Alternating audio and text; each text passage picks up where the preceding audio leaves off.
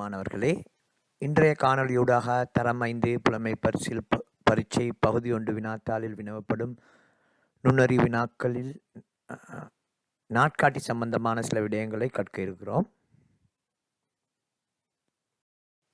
அன்பார்ந்த மாணவர்களே, தரம் 5 புலமை பரிசில் பரீட்சை பகுதி 1 வினாத்தாளில் வினவப்படும் நுண்ணறிவு சம்பந்தமான வினாக்கள் தொடரில் மற்றொரு காணொளி இன்று பதிவேற்றப்படுகிறது. அதாவது ஒரு மாதத்தின் முதல் நாளுக்கும் கடைசி நாளுக்கும் இடையிலான தொடர்பு. ஒரு மாதத்தின் முதல் நாளுக்கும் கடைசி நாளுக்கும் இடையிலான தொடர்பு சம்பந்தமாக இந்த காணொளியூடாக நாங்கள் கலந்துரையாட இருக்கிறோம். ஒரு மாதத்தின் முதல் நாளுக்கும் கடைசி நாளுக்கும் இடையிலான தொடர்பு, அதாவது 12 மாதங்கள் இருக்குது. அந்த 12 மாதங்கள்ற ஜனவரி தொடக்கம் டிசம்பர் வரை உள்ள மாதங்கள்ற 31 நாள் உள்ள மாதங்கள், அதே மாதிரி 30 நாள் உள்ள மாதங்கள், 28 அல்லது 29 நாள் உள்ள மாதங்களும் இருக்குது. ஆகவே இந்த ஒவ்வொரு மாதங்களையும் முதல் நாள் கடைசி நாள் சம்பந்தமான தொடர்பு நாங்கள் கலந்துரையாட இருக்கிறோம்.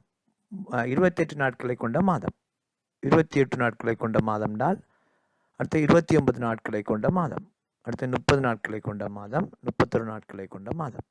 28 நாட்களை கொண்ட மாதம் சாதாரண வருடம், அது பிப்ரவரி மாதம் மட்டும்தான் 28 நாட்களை கொண்ட மாதமாக இருக்கும்.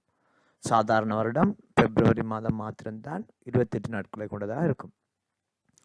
29 நாட்களை கொண்ட மாதமாக இருந்தால் லீப் வருடம் பிப்ரவரி மாதமாக இருக்கும். அது 29 நாட்களை கொண்ட மாதமாக இருந்தால் லீப் வருடம் அது பிப்ரவரி மாதமாக இருக்கும்.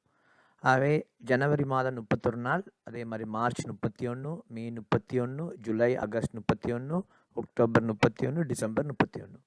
இதில் மஞ்சள் நிறத்தில் காட்டப்பட்டதெல்லாம் 31 நாட்களை கொண்ட மாதம். அதே மாதிரி இளம் நீல நிறத்தில் காட்டப்பட்டது 30 நாட்களை கொண்ட 4 மாதங்கள் இருக்குது. 30 நாட்களை கொண்ட 4 மாதங்கள் இருக்குது.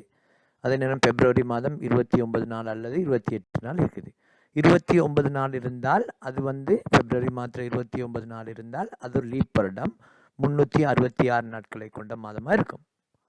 அதே நேரம் பிப்ரவரி மாதத்தில் 28 நாட்கள் இருந்தால் அது சாதாரண வருடம் பிப்ரவரி மாதமாக இருக்கும். பிப்ரவரி மாதத்தில் 28 நாட்கள் இருந்தால் அது சாதாரண வருடம் 365 நாள் கொண்ட சாதாரண வருடமாக இருக்கும்.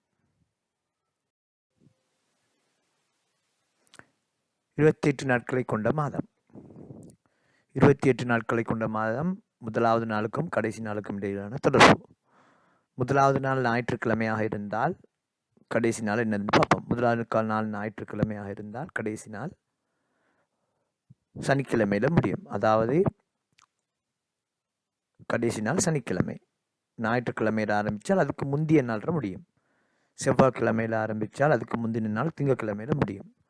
ஆகவே வெள்ளிக்கிழமையில் ஆரம்பித்தால் அதுக்கு முதல் நாள் வியாழக்கிழமையில் முடியும். அதாவது 28 7ஆல் பிரித்தால் மீதி வராது, மீதி வராது சனிக்கிழமை. மீதி 1 வந்தால் ஞாயிற்றுக்கிழமை. மீதி வராது, 28 7ஆல் பிரித்தால் மீதி வராது, மீதி 1 வந்தால் அது ஞாயிற்றுக்கிழமை என்று சொல்லணும். 28 7ஆல் பிரித்தால் மீதி வராது, ஆகவே சனிக்கிழமை. ரைட்.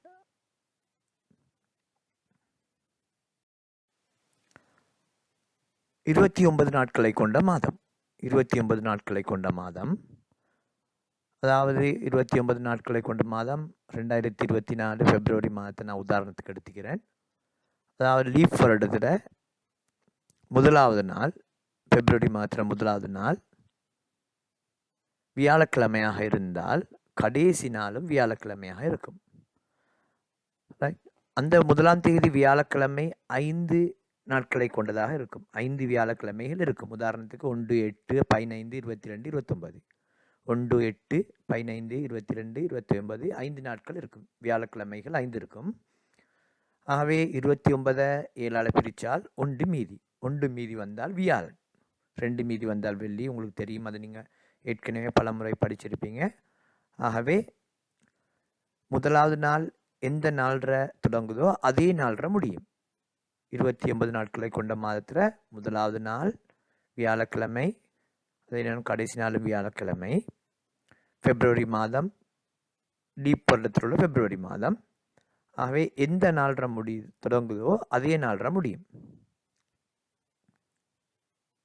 சனியில் தொடங்கினால் சனியில் முடியும், ஞாயிறில் தொடங்கினால் ஞாயிறில் முடியும். ஆகவே வியாழக்கிழமைகள் மாத்திரம் 5 இருக்கும். மற்ற வாரத்தில் உள்ள மற்ற நாட்கள் எல்லாம் 4 4 4 இருக்கும். ஆகவே 29 நாட்களை கொண்ட மாதம் லீப் வருடத்தில் பிப்ரவரி மாதம்.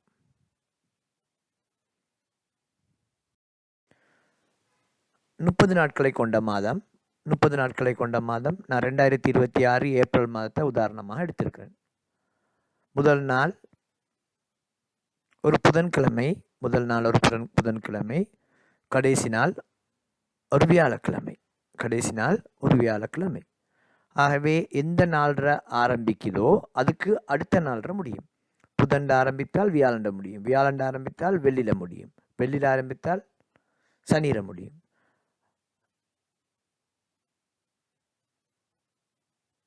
ஆகவே புதன் ஆரம்பித்து வியாழண்ட முடியுது. 30 நாட்களை கொண்ட மாதங்கள் எல்லாம் இந்த உதாரணத்தை வச்சு கண்டுபிடிச்சு கொள்ளலாம். அதாவது 30 நாங்கள் 7ஆல் பிரித்தால் 2 மீதி வரும். 7 நாள் 28, 28னா 2 மீதி வரும். 1 மீதி வந்தால் புதன், 2 மீதி வந்தால் வியாழன். ஆகவே உதாரணத்துக்கு சனிக்கிழமையில் ஆரம்பித்தால் ஞாயிற்றுக்கிழமையில் முடியும், சனிக்கிழமையில் ஆரம்பித்தால் ஞாயிற்றுக்கிழமையில் முடியும். இதில் 1ஆம் தேதியும் 2ஆம் தேதியும், அதாவது இந்த உதாரணத்துக்கு தரப்பட்ட 2026 ஏப்ரல் மாதத்தில் புதன்கிழமை 5 இருக்கும், வியாழக்கிழமையும் 5 இருக்கும். அடுத்து 31 நாட்களை கொண்ட மாதம் 2026 மே மாதம் எடுத்திருக்கிறேன் உதாரணத்துக்கு. முதலாவது நாள் வெள்ளிக்கிழமை, கடைசி நாள் ஞாயிற்றுக்கிழமை. எந்த நாள்ற ஆரம்பிக்குதோ அதுக்கு அடுத்த நாள்ற முடியும். வெள்ளியில் ஆரம்பித்தால் சனி அல்ல ஞாயிற்றுக்கிழமையில முடியும், வெள்ளியில் ஆரம்பித்தால் ஞாயிற்றுக்கிழமையில முடியும். 31 நாட்களை கொண்ட மாதத்தில் எந்த நாள்ற ஆரம்பிக்குதோ அதுக்கு அடுத்த நாளில் முடியும். ஆகவே புதன் ஆரம்பித்தால் வியாழன் வெள்ளியில் முடியும். 31 7ஆல் பிரித்தால் 28 3 மீதியும், 3 மீதி வந்தால் 1 மீதி வந்தால் வெள்ளி, 2 மீதி வந்தால் சனி, 3 மீதி வந்தால் ஞாயிறு. இதன் மூலம் இப்படியும் கண்டுபிடிச்சு கொள்ளலாம் உங்களுக்கு. ஆனால் அதை விட லேசி இந்த ஒரு இதில் ஆரம்பிக்குதோ அதுக்கு அடுத்த நாள்ற முடியுன்றதை கண்டுபிடிச்சு கொள்ளுங்க. ஆகவே 1ஆம் தேதி வெள்ளியாக இருந்தால் கடைசி நாள் சனி அல்ல ஞாயிறுக்கு அடுத்த நாள். ஆகவே இந்த வெள்ளி, சனி, ஞாயிறு ஆகிய 3 தினங்களும் 5 நாட்கள் இருக்கும். அதாவது 31 நாட்களை கொண்ட ஒரு மாதத்தில் 1ஆம் தேதியும் 29ஆம் தேதியும் ஒரே நாள் இருக்கும், 2ஆம் தேதியும் 30ஆம் தேதியும் ஒரே நாள் இருக்கும், 3ஆம் தேதியும் 31ஆம் தேதியும் ஒரே நாள் இருக்கும். வெள்ளி, சனி, ஞாயிறு 5 நாட்கள் இருக்கும். அதாவது வியாழன் 5, சனி 5, வெள்ளி 5, சனி 5, ஞாயிறு 5. இந்த தொடர்பு காணப்படும். ஆகவே இது ஒரு உதாரணத்துக்கு நான் 2026 மே மாதம் எடுத்திருக்கிறேன், 31 நாட்களை கொண்ட மாதம். ஆகவே இந்த தொடர்புகளை நன்றாக அவதானித்து கேள்விகளுக்கு விடையளிக்க பழகிக்கொள்ளுங்க.